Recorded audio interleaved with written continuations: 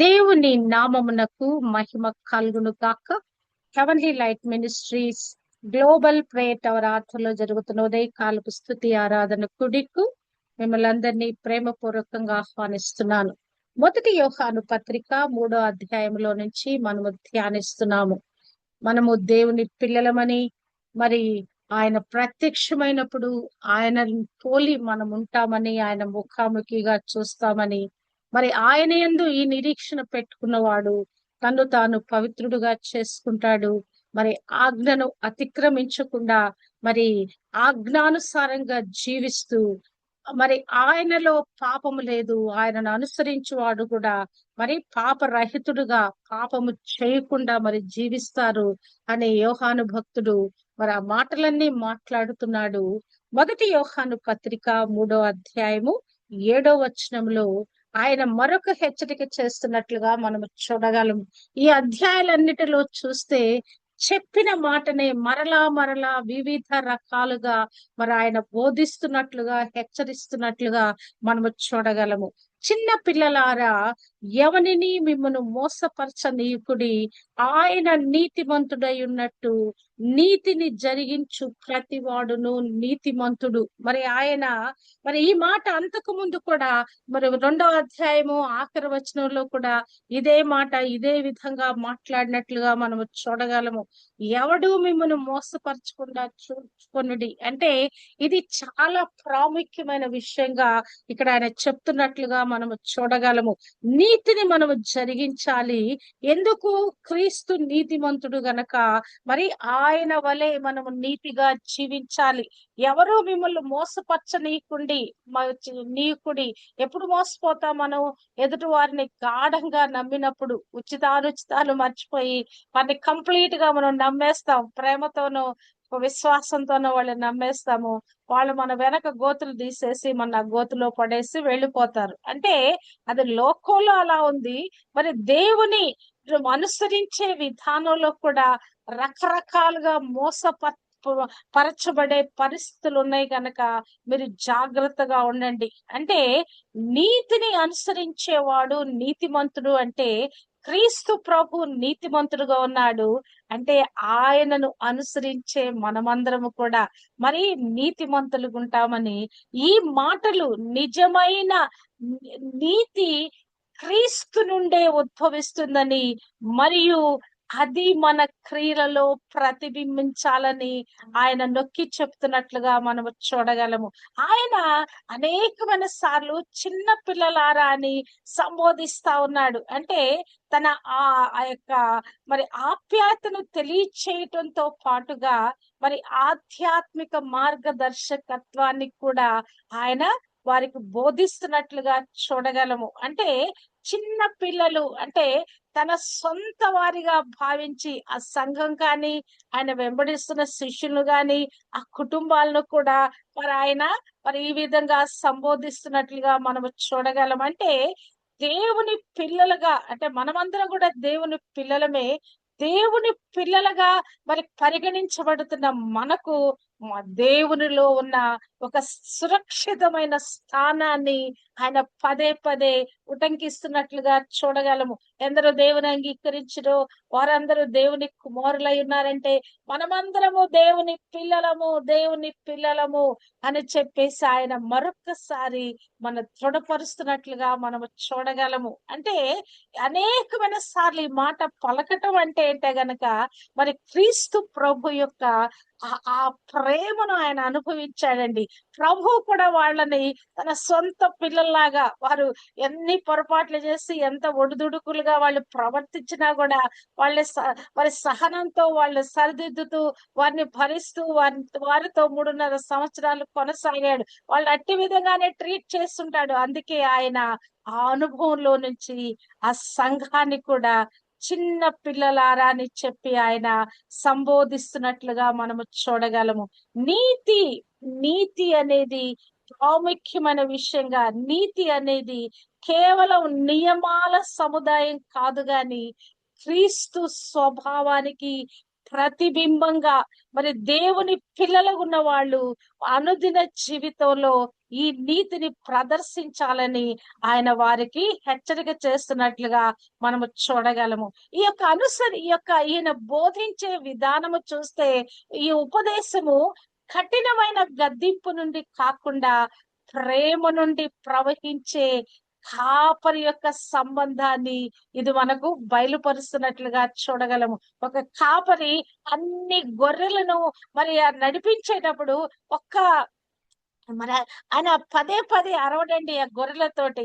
మధ్య మధ్యలో ఎప్పుడో ఒక చిన్న కాషన్ చేస్తాడంతే. మరి అంతే ఆ గొర్రెలు వెంటనే ఎక్కడెక్కడ దూరం వెళ్ళిపోయినాయి కూడా మళ్ళా గుంపులోకి చేర్చబడతాయి. మరి ఆయన కూడా వాటిని ప్రేమగా ఆదాయక కాపరి నడిపించుకుంటూ వెళ్తాడు. మనము కూడా ఆ కాపరత్వపు గుంపులో ఉన్న మనము కూడా పక్కకు తొలగిపోతున్నప్పుడు మరి ఆ స్వరము మనకు వినిపించినప్పుడు, ఈ దేవుని వాక్య స్వరము వినిపించినప్పుడు మరలా గుంపులో చేర్చబడాలని ప్రేమ పూర్వకంగా మనని తిరిగి తిరిగి తన వైపు మరి దేవుని వైపు మళ్ళిస్తున్నట్లుగా మనము చూడగలము. అంటే చిన్న పిల్లలారా అని సంబోధించే సంబోధనలో మన ప్రవర్తన, ఆ చిన్న పిల్లల ప్రవర్తన మరి తల్లిదండ్రుల ఎడల బిడ్డలు ఎట్టి విధంగా మరి నమ్ముతారో విశ్వసిస్తారో ఆ విధంగా దేవుడైన మరి మరి ఆ యొక్క మరి ఆ దేవుడైనటువంటి తండ్రి స్థానంలో ఉన్న ఆయనను కూడా మనం అట్టి విధంగా నమ్మి విశ్వసించి ఆయన వెంబడించాలని ఈ విధంగా చిన్న పిల్లలుగా సంబోధిస్తున్నట్లుగా మనము చూడగలము. లోకంలో తప్పుడు బోధలనేవి, అబద్ధం అనేది త్వరగా వ్యాపిస్తదండి. ఇక్కడ మిమ్మల్ని ఎవరు మోసపుచ్చుకోకుండా మరి చూడండి అంటే గనక మరి లోకంలో ఎలాగున మానవులు మరి మోసపోతున్నారంటే మాటల ద్వారానండి కదా. వాళ్ళు చెప్పే ఆ ఆకర్షణీయమైనటువంటి మాటలు, వాళ్ళు మరి ఏదో మేము చేసేస్తాము, ఇంత గొప్పవారము, ఇంతగా మేము చేయగలము, ఇదిగో ఈ అద్భుతాలు మా వల్ల జరిగినాయి, ఈ గొప్ప కార్యాలు మా వల్ల జరిగినాయి అని అవన్నీ కూడా వాళ్ళు ఎగ్జిబిట్ చేసుకుంటున్నారు, అవన్నీ బోస్ట్ చేసుకుంటున్నారు. జరగని వాటిని కూడా, వారిలో లేని మహత్యాన్ని కూడా ప్రజలు ఎదుట కళ్ళకు కట్టినట్లుగా చూపిస్తున్నారు. ప్రజలు ఏమైపోతున్నారు? మోసపరచబడి వారు వెంట వెళ్ళిపోతున్నారు. ఎఫెసీ 5:6-7 చూస్తే, వ్యర్థమైన మాటల వలన ఎవడును మిమ్మును మోసపరచనీయుకుడి, ఇట్టి క్రియల వలన దేవుని ఉగ్రత అవిధేయులైన వారి మీదకి వచ్చును. కనుక మీరు అట్టి వారితో పాలివారై ఉండకుడి. వట్టి మాటలు చెప్పే వారితో మీరు కలిసిపోవద్దు. వారు మిమ్మల్ని మోసపుచ్చనేయకుండా మీరు జాగ్రత్తగా ఉండండి కదా. అనేకమైన మాటలు, అసలు ఎంతమంది బైబిల్ పట్టుకొని బయలుదేరి ఎన్ని విధాలైనటువంటి తప్పుడు బోధలు బోధిస్తున్నారు.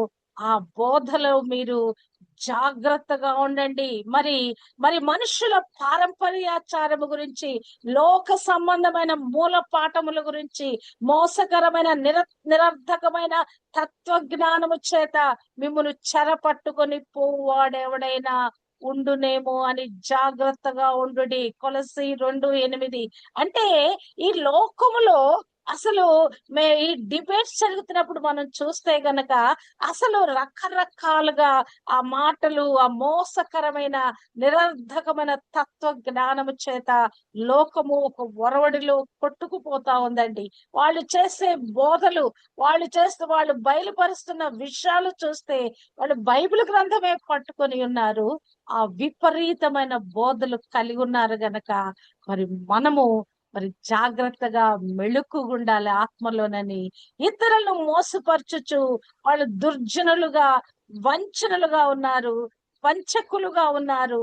మరి తాము మోసపోతూ మరి ఎదుటి వారిని కూడా మోసపరిచే ఆ భ్రష్టత్వంలో ఉన్నారు గనక వారి విషయంలో జాగ్రత్తగా ఉండండి. ఇంకా వారు ఎలా ఉంటారంట? యూదాపత్రిక 4:వచనములో, వారు భక్తిహీనులై రహస్యముగా జొరపడి మన దేవుని కృపను వ్యర్థమైన వాటికి దుర్వినియోగపరచుచు మన అద్వితీయ నాథుడును ప్రభునైన యేసు క్రీస్తును విసర్జించుచున్నారు. వారు ఎలాగున్నారంటే మరి వారి భక్తిహీనతను, మరి ఆ దేవుని ఎందరి భయభక్తులను లో ఉన్న ప్రజలను పక్కకు లాగి మరి ఆ దేవునిని మరి విసర్జించేవారుగా ఉన్నారు. వారు ఎక్కడో ఎలా వస్తున్నారు మన జీవితంలోకి? రహస్యముగా జ్వరపడి ఉన్నారు. కనుక మనము జాగ్రత్తగా ఉండండి. ఎవరు మిమ్మల్ని మోసపుచ్చుకోకుండా చూడండి అనే ఈ మాట జరిగిపోయిన జీవితానికి కాదు, వర్తమాన కాలానికి, ఇప్పుడు జరుగుతున్న ఈ జీవితంలో, జరగబోతున్న జీవితంలో ఎవరెవరు ఎట్టి విధంగా మోసం చేయడానికి రానయ్యున్నారు. ఇది ఈ ప్రమాదము, ఈ మోసపుచ్చే ప్రమాదము నిరంతరము కొనసాగేది. అది ఒక్కసారి జరిగే ముప్పు కాదు, ఎప్పుడో ఏదో ఒక విధంగా మరి మనని కబళించే విధంగా ఉంటది గనక మీరు మెళుకుగుండాలి. మరి దీనికి విరుగుడు ఏంటంటే గనక మనం సత్యములో ప్రతిష్ఠించబడుట, ప్రతి ఆత్మను పరీక్షించుట కదా. 1 యోహాను 4:1 అంటాడు, అనేకమైన అబద్ధ ప్రవక్తలు లోకంలోనికి బయలు వెళ్ళారు కనుక ప్రతి ఆత్మను నమ్మక, ఆయా ఆత్మలు దేవుని సంబంధమైనవో కావో పరీక్షించుడి. ఎక్కడైనా మీరు వాక్యం వింటున్నప్పుడు ఆ వాక్యంలో వారు తప్పు బోధిస్తున్నారన్న సంగతి మీకు గోచరం అవుద్దా? మరి వారు తప్పు బోధిస్తా ఉంటే నిజంగా ఆత్మతో నింపబడిన వారికి ఈ హృదయం అంగీకరించదండి. మన ఆత్మ అంగీకరించదు, మన మనస్సు అంగీకరించదు. వాళ్ళు చెప్తున్న మాటల్లో మనకి ఏకీభవత్వం కలగదు. అంటే ఈ వాక్యము ద్వారా మనల్ని మనం నింపుకున్నప్పుడు సత్య వాక్యము మనకేం చేస్తుందంటే వివేచనిస్తుంది, మెళుకునిస్తుంది. ఆ తప్పుడు బోధలను గ్రహించే కృప కలుగుద్ది. ప్రతి ఆత్మను నమ్మక, ఆయా ఆత్మలు దేవుని సంబంధమైనవో కావో పరీక్షించుడి.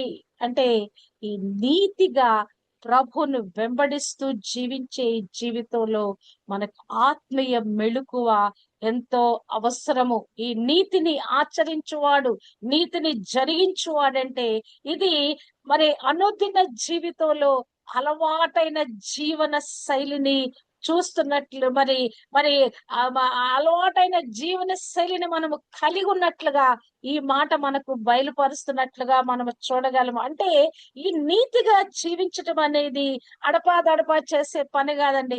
ఒక సందర్భంలో నీతిగా ఉండి మరొక సందర్భంలో నీతి నుంచి తప్పిపోయేది కాదు. నీతిని జరిగించు ప్రతివాడు ఆయన మూలముగా పుట్టి ఉన్నవాడు. ప్రతి ప్రవర్తనలో, ప్రతి మాటలో, అంటే మరి నీతి కార్యాలు మనం ఎక్కడి నుంచి పొందుకున్నాం? విశ్వాసం ద్వారా కృపచేత రక్షింపబడిన మనము ఎఫెసీ 2:10 ప్రకారంగా మనము వాటి యందు నడుచుకోవాలని వలనని దేవుడు ముందుగా మరి సిద్ధపరిచిన సత్క్రియలు చేయుటకై మనము క్రీస్తు యేసునందు సృష్టింపబడిన వారమై ఆయన చేసిన పని అయి ఉన్నాము. ఆయన చేతి పనులుగా, ఆయనలో సృష్టించబడిన వారిగా మరి ఆ సత్క్రియలు చేయటానికి మనం ముందుగానే నిర్ణయించబడ్డాము. మనమేం చేయాలి? అడపా దడపా కాదు గాని నిరంతరము కూడా అనుదిన జీవిత యాత్రలో ఈ నీతిని జరిగించటానికి మనం ప్రయత్నం చేయాలి. విశ్వాసము, క్రియలు ఒకదానికొకటి సంబంధం కలిగి ఉంటాయండి. సజీవమైన విశ్వాసము మరి మరి ఏం చేస్తుందంటే అది నిరంతరము ఒక ప్రవాహం లాగా మన క్రియలలో కనపరచబడింది. మన లోపల ఉన్న విశ్వాసము మన క్రియలలో, అంటే మనం నీతిమంతులు అనేది ఆ నీతియుక్తమైన ప్రవర్తన మన క్రియలలో కనిపిస్తుంది. అంటే మన లోపల ఒక ఫలము, దేవుని గురించిన నీతి కార్యాల గురించిన ఫలము ప్రస్ఫుటంగా బయలుపరచబడింది. ఆత్మీయ ఫలము మనలో ప్రస్ఫుటంగా మరి అందరికీ తెలిసేలాగుంటది. ఎంత ప్రేమ మనలో ఉందో, ఎంత క్రీస్తులో సంతోషాన్ని అనుభవిస్తున్నామో, ఎంత దీర్ఘశాంతము, ఎంత దయాళుత్వం మనం కలిగి ఉన్నాము, ఎంత సాత్వికం మనం కలిగి ఉన్నాము. అసలు ఈ విషయాలన్నీ కూడా అనుదిన జీవితంలో మన యొక్క ఆ ప్రవర్తనలో నుంచి బయలుపడతా ఉంటే నీతిని జరిగించు ప్రతివాడు నీతి మంతుడు అంటే గనక నిజంగా ఈ నీతిలో జీవించడం అనేది ప్రతి నిమిషము, ప్రతి క్షణము కూడా మనకు ఒక సవాలుగా ఉంటదండి కదా. ఆ క్షణమాత్రలోనే మనం తప్పిపోతాము. వెంటనే దిద్దుబాటు చేసుకోవటానికి యేసు రక్తము, యేసు నామము మనకు అందుబాటులో ఉందండి. క్రైస్తులు అనే వారికి ఎంత గొప్ప కృప ఉందంటే ఎప్పటికప్పుడు పాప క్షమాపణ, ఎప్పటికప్పుడు కదా, ఇన్స్టాంట్ కామలుగా అసలు మనలో ఉన్న పాపాలన్నీ కూడా మరి అవన్నీ కూడా పరిహరించబడతా ఉంటాయి. ఆయన దగ్గర ఒప్పుకున్న ప్రతి పాపము, ప్రతి దుర్నీతి నుంచి కూడా మరి అప్పటికప్పుడే మనం కడిగి వేయబడుతున్నాము. ఆ నీతిని పోగొట్టుకొనకుండా నీతిలో కొనసాగుతున్నాము కదా. యేసు రక్తము ప్రతి దుర్నీతి నుంచి విడిపించిందంటే కదా, ఎలాగనే నీతిగా ఈ లోకంలో మనం జీవించగలుగుతున్నాము. వెంటనే ఆయన నామాన్ని పట్టుకొని, వెంటనే ఆయన రక్తాన్ని మనం క్లెయిమ్ చేసినప్పుడు వెంటనే మనలో ఆ నీతి అనేది కొనసాగబడుతా ఉందండి కదా. మనం ఏదో ఒక దాంట్లో మనం తప్పిపోయి గ్రహించిన వారమై, ప్రభువా నన్ను క్షమించు అనగానే, అయ్యా నీ రక్తంలో నన్ను శుద్ధించే అనగానే తిరిగి మన నీతిని మనం పొందుకుంటున్నాం. ఈ ప్రాక్టికల్ లైఫ్ లో మనం ఈ పాపాన్ని ఇవ్వనివ్వకూడదండి. అది కంటిన్యూషన్ లోకి వెళ్ళనీయకూడదు. దాన్ని అప్పటికప్పుడే అంతవరకే దాన్ని ముగించాలి. అక్కడ ఆ పాపానికి సంబంధించి పాప క్షమాపణ పొందుకొని తిరిగి ఆ నీతిలో మనము కొనసాగాలి. అంటే నీతియుక్తంగా జీవించడం అంటే నీతివంతమైన పనులు చేయటం కాదు, నీతిమంతులుగా అంతరంగములో నుంచి నీతిగా జీవించాలని ఇక్కడ ప్రాధాన్యమైన పిలుపు మనకిస్తున్నట్లుగా చూడగలము. నిజమైన నైతిక ప్రవర్తన కేవలము నియమాలను పైన పాటించడం వల్ల కాదండి, దేవుని ప్రేమకు అనుగుణంగా మారిన మన హృదయములో నుంచి ఈ నీతి ఉద్భవిస్తుంది. మరి విశ్వాసులు దేవుని పిల్లలుగా తమ దైనందిన జీవితాల్లో యేసు స్వభావాన్ని ప్రతిబింబించాలా ఉండాలని పిలువబడ్డారని ఇక్కడ యోహాను మనకు పిలుపునిస్తున్నట్లుగా చూడగలము. అంటే మనము అసలు ఎలాగున క్రీస్తులో మమేకమై ఉన్నామంటే ఆ 1 పేతురు 2:24 రాయబడిన మాట మనము చూస్తే, మనము పాపముల విషయమై చనిపోయి నీతి విషయమై జీవించినట్లు ఆయన తానే తన శరీరమందు మన పాపములను మ్రాను మీద మోసుకొనెను. అంటే మనం ఇప్పుడు ఏమైపోయాం, ఆ సిలువలో మనము మమేకమైపోయాం. ప్రభు సిలువలో వేలాడుతున్నాడు, ఆ వేలాడుతున్న సిలువలో మనము కూడా మమేకమైపోయాండి. ఇప్పుడు మనం ఏమైపోయాం, పాపల విషయమై చనిపోయాము కదా. క్రీస్తు పాపంగా చేయబడి ఆయన సిలువ మీద ప్రాణం పెట్టాడు. ఇప్పుడు మనమేమైపోయాము, ఆ సిలువలోకి మనము కూడా మమేకమైపోయి పాపముల విషయంలో చనిపోయిన వారిగా, నీతి విషయంగా జీవించినట్లుగా ఆయన మన పాపాలన్నీ ఆ యొక్క సిలువ మీద అది ఆయన ఆ సిలువ మీద మ్రాను మీద వాటిని మోసుకున్నాడు. ఇప్పుడు మనము ఆ అందును బట్టి నీతిమంతులుగా క్లెయిమ్ చేయబడ్డామండి. అంటే నీతి ఈ నీతి ఎలా మనకు ఆపాదించబడిందంటే యేసు నీతి మనకు అనుగ్రహించబడింది. ఆయన నీతిమంతుడు, ఆయన పరిశుద్ధుడు, ఆయన నీతి కదా. ఆయన ఆ యొక్క సిలువ మీద చనిపోవటం ద్వారా, ఆయన మాను మీద వేలాడటం ద్వారా మన యొక్క పాపం అంతా కూడా ఆయన తీసుకునటం ద్వారా ఆ నీతి మనకు అనుగ్రహించబడింది. ఇప్పుడు మనం ఎలాగుండాలి, పాపముల విషయమై చచ్చిపోయిన వారుగా కదా. చనిపోయిన వాళ్ళు ఏమైనా చేయగలరా అండి, కదలగలరా, మాట్లాడగలరా? అంటే ఈ పాపము ఏదైతే మనలో నుంచి చనిపోయింది అనుకున్నామో తిరిగి అది ఎన్నటెన్నటికీ సమాధి చేయబడాలి గాని ఆ పాపపు స్వభావము, ఒప్పుకున్న పాపము తిరిగి మనలో పొడసూపకూడదు. అంటే మనము ఆయన ఉన్నట్లుగానే ఆయన పోలికలోకి మనం మార్చబడుతున్నాము. నీతిని జరిగించు ప్రతివాడు నీతిమంతుడు, ఆయన నీతిమంతుడైన ప్రకారము అతడు కూడా నీతిగా జీవించును. అంటే దేవుడు మనల్ని ముందుగానే పిలిచి నిర్ణయించాడండి. నిజంగా అసలు ఈ బైబిల్ గ్రంథంలో మన గురించి రాయబడిన మాటలు చూస్తే దేవుడు మనల్ని ఎప్పటి నుంచి ఈ నీతిమంతుల జాబితాలో, నీతిమంతుల గుంపులో మనం ఉంచుకున్నాడంటే మరి ఆయన జగత్ పునాది వేయబడక ముందే ఆయన చేసిన పనిగా మనం నిర్ణయించుకున్నాడు. ముందుగానే మనల్ని ఆ యొక్క నీతిమంతుల దాంట్లో నిర్ణయించుకున్నాడట. రోమీలకు రాసిన పత్రిక 8వ అధ్యాయము 30వ వచనములో చూస్తే, ఆయన ఎవరిని ముందుగా నిర్ణయించునో వారిని పిలిచెను, ఎవరిని పిలిచెనో వారిని నీతిమంతులుగా తీర్చెను, ఎవరిని నీతిమంతులుగా తీర్చెనో వారిని మహిమపరచెను. ముందుగానే నిర్ణయించాడంట. మనమందరము నీతిమంతుల గుంపులో ఉండాలని ముందుగానే నిర్ణయించాడంట. ఇప్పుడు మనము ఎలాగుండాలి? మనము దేవుని పిల్లలుగా మోసానికి గురి కాకుండా నీతియుక్తమైన జీవితం గడుపుతూ జీవించాలని ఇక్కడ ప్రోత్సాహపరచబడుతున్నట్లుగా మనము చూడగలము. క్రీస్తు మరి ఆ పరిపూర్ణతలోకి మనం వెళ్ళటానికి ఆయన ఆయన శక్తిని మనం పుంజుకుంటూ మరి కేవలము ఆ మాటలు మాట్లాడే వారిని కాకుండా మరి ఆ రక్షకుని నీతిని నిరంతరము ప్రతిబింబించే ఆ జీవితం ద్వారా మనం ముందుకు కొనసాగాలని, నీతిని జరిగించు ప్రతివాడు నీతిమంతుడు, ఆయన నీతిమంతుడు, ఆయనను పోలి నడిచేవాడు కూడా నీతిమంతుడు. అంటే క్రీస్తు నీతిమంతుడుగా ఉన్నాడంటే మనము ఎలాగున్నాము?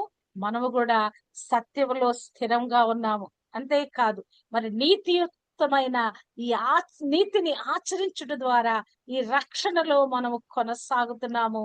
అంతేకాదు క్రీస్తు ప్రవర్తనతో మన ప్రవర్తన మనం ముడివేసుకున్నప్పుడు వట్టి వాదనలు, అవినీతిమైనటువంటి ఆ వాదనలు, ఆ మోసపుర్చే వాదనలు మనం వాటిని ఖండించగలము. అంతేకాదు మరి ఎవరు మిమ్మల్ని మోసపుచ్చకుండా చూచుకోండి అంటే గనక మనకి ఎక్కడ అది మోసమని మనకు బయలుపరచబడింది. వాక్యం మనలో ఉన్నప్పుడు, ఆ ఎదుటి వారు చెప్తున్న తప్పుడు బోధ వింటున్నప్పుడు మన లోపల ఒక కోపం వచ్చేస్తుంది, ఒక రోషం వచ్చేస్తుంది, ఒక వ్యతిరేకత వచ్చేస్తుంది కదా. అంటే లేఖనాన్ని మన హృదయంలో మనము భద్రం చేసుకున్నప్పుడు బోధించే బోధ సత్యమైన బోధ, అసత్యమైన బోధ అని మనకు తెలుస్తుందండి. మరి 119వ కీర్తన 11వ వచనంలో కీర్తనకారుడు అంటాడు, నీ ఎదుట నేను పాపము చేయకున్నట్లు నా హృదయములో నీ వాక్యము ఉంచుకొని ఉన్నాను. అంటే ఈ వాక్యము ఎప్పుడైతే మనలో ఉంచుకుంటున్నామో, నింపుకుంటున్నామో, ఇక పాపము జోలికి మనం వెళ్లకుండా ఈ పాపము గురించి వాక్యం ప్రకటిస్తూనే మన తప్పుదో పట్టించేటువంటి ఆ మోసపుచ్చేటువంటి ఆ యొక్క భ్రమలోకి మనము వెళ్లకుండా ఉంటాం. నీతిని ఆచరించటం, కొనసాగించటం అంటే కేవలము మాటలు కాదు గాని వాక్యమును అనుసరించి ప్రవర్తించేవారుగా ఉంటాం. మరి నీతిని ఆచరించకపోతే దేవుని సంబంధం కాదు. ప్రతిరోజు కూడా క్రీస్తులో నిలిచి ఉందాం.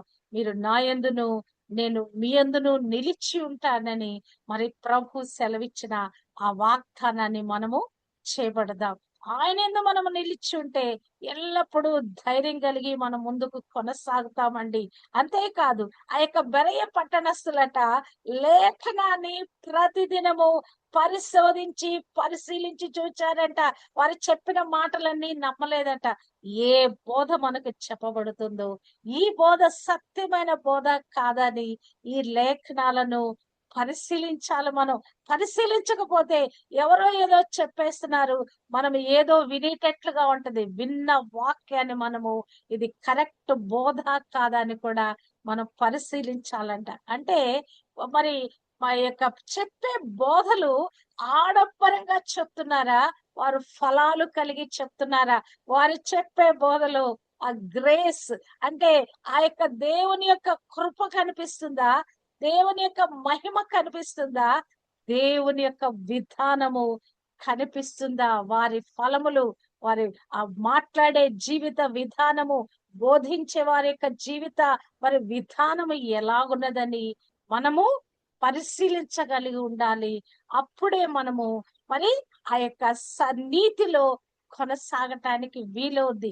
మనం పొందుకునే అభిషేకము మనకు బోధిస్తుందండి. ఈ ఆత్మ దేవునితో మనము నింపబడే కొలది మనము ఈ తప్పుడు బోధనను గ్రహించగలము, ఖండించగలము. అది ఎప్పుడంటే సంఘంగా, ఈ సమాజంగా, ఈ సహవాసంలో మనం కొనసాగినప్పుడే ఒకరి ద్వారా ఒకరు హెచ్చరింపబడుతూ తప్పుడు బోధల జోలికి వెళ్లకుండా మనం మన యొక్క ఆత్మీయ జీవితం భద్రంగా ఉంటది. మనం ఒంటరిగా మరి ఎంత సత్యంగా, నీతిగా జీవించాలని వెళుతున్నా ఒంటరిగా ఉన్నప్పుడు దుష్టుడు మనల్ని శోధించడానికి ప్రయత్నిస్తాడు. ఎప్పుడైతే సహవాసంలో ఉన్నామో, ఈ సహవాసంలో ఈ గుంపులోకి వాడు రాలేడు. కొన్నిసార్లు రహస్యంగా వాడు జొరబడిన వెంటనే వాడిని వెళ్ళగొట్టడానికి ఒకళ్ళు కాకపోతే ఒకళ్ళు, ఇంకొకళ్ళు కాకపోతే ఇంకొకళ్ళు ఆత్మీయ విశ్వాసులందరూ కూడా ఆ చీడ పురుగుని మరి ఛేదించటానికి వీలవుద్ది. కనుక మరి మన జీవితాలను, మరి మన యొక్క వ్యక్తిత్వాన్ని మనం కాపాడుకుంటూ దేవుడు అనుగ్రహింప చేసే పరిశుద్ధతతో మన జీవితాలను నింపుకుంటూ మనము ముందుకు కొనసాగాలని ఈ మాటలు మరి మనతో మరి యోహాను భక్తుడు మాట్లాడుతున్నట్లుగా మనము చూడగలము. మీరు తప్పుడు బోధలను మరి మీరు విసర్జించండి. ఎవరు మిమ్మల్ని మోసపరుచుకోకుండా చూడండి. మీరు నా పిల్లలై ఉన్నారు, నా చిన్న పిల్లలారా. కనుక మీరు చేయవలసిన పని ఏంటంటే ఆయన నీతిమంతుడై ఉన్నట్టు నీతిని జరిగించు ప్రతి వాడును నీతిమంతుడు గనక ఈ నీతి మార్గంలో మీరు నడవండి. నీతి ఫలాలు మీరు పొందుకోండి. ఆ నీతిలో వృద్ధి చెందండి. ప్రతి క్షణము కూడా మరి ఆ యొక్క యేసు రక్తంలో కడగబడుతూ ఆయన నామాన్ని ఒప్పుకుంటూ ఆ నీతిని, ఆ నీతియుక్తమైనటువంటి ఆ యొక్క వాక్యాన్ని అనుసరిస్తూ ఈ లోకంలో నీతిలో ప్రతిష్ఠించబడిన వారై ప్రభువును రిసెంబల్ చేస్తున్న వారై మీరు ఆయన నీతిమంతుడు, మీరు కూడా నీతిమంతులు అనే ఒక ముద్ర మరి మీ మీద వేయబడి ఉంటుండగా దానిని మీ క్రియల్లో కనపరచువారుగా ఉండాలని మరి భక్తుడు మనకి పిలుపునిస్తున్నాడు.